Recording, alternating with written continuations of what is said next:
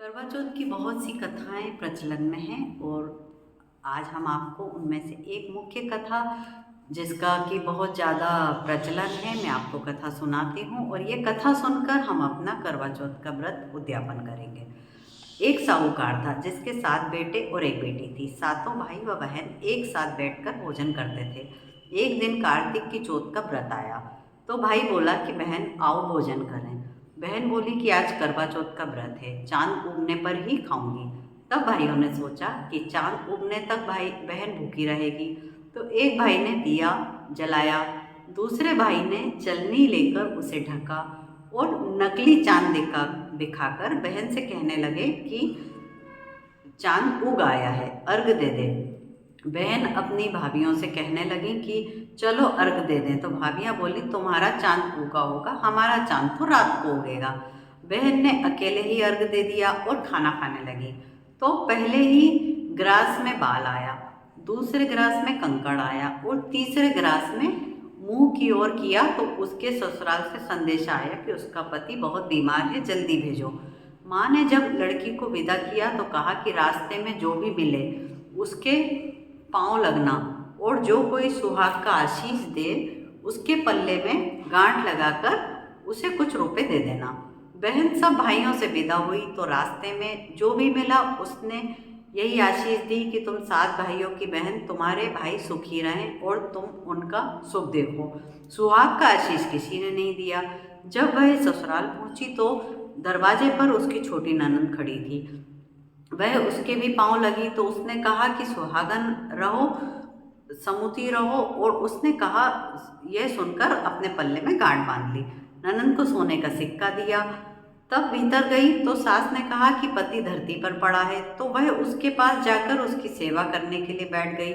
बाद में सास ने दासी के हाथ बची खुची रोटी भेज दी।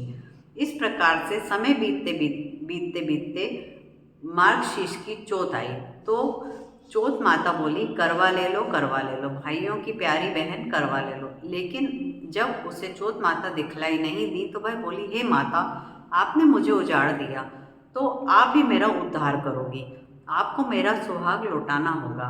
तब वह चौथ माता ने बताया कि पाँव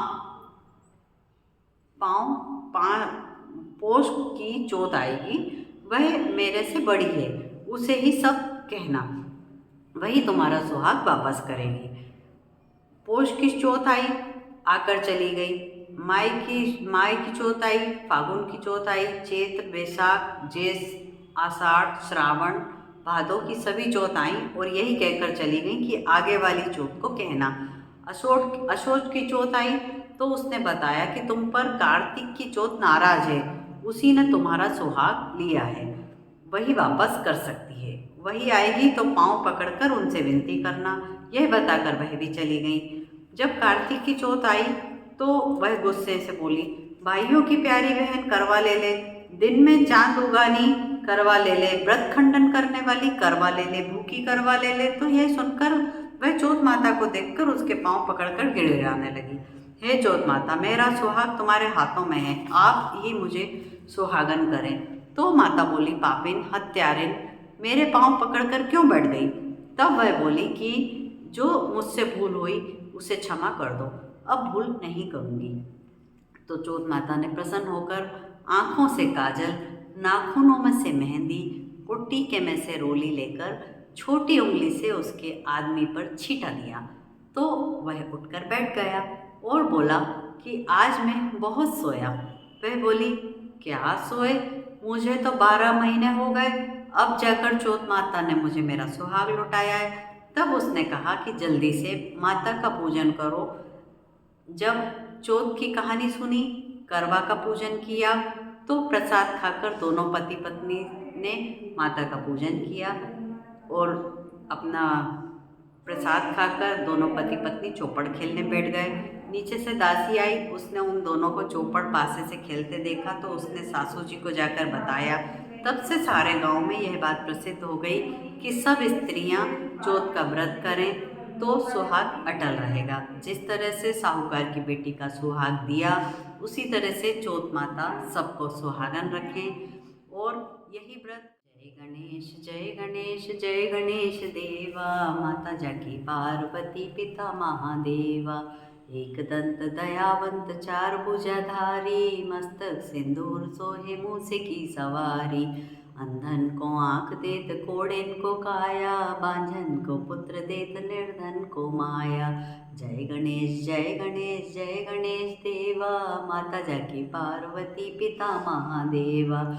लड्डून को भोग लगे संत करे सेवा, पान चढ़े फूल चढ़े और चढ़े मेवा। अंधन को आँख देत कोड़ेन को काया, बांझन को पुत्र देत निर्धन को माया। दीनन की लाज रखो शंभु सुतहारी, कामना को पूरी करो जग बलिहारी। जय गणेश देवा, माता जाकी पार्वती पिता महादेवा। सूर श्याम शरण आए सफल कीज सेवा, जय गणेश देवा। बोलो गणपति जी महाराज की जय, करवा माता की जय, महादेव की जय, मनकामेश्वर महादेव की जय, गौरी मैया की जय, राधे कृष्ण भगवान की जय, हनुमान जी महाराज की जय। बोलो सब संतन की जय। जय सिया राम।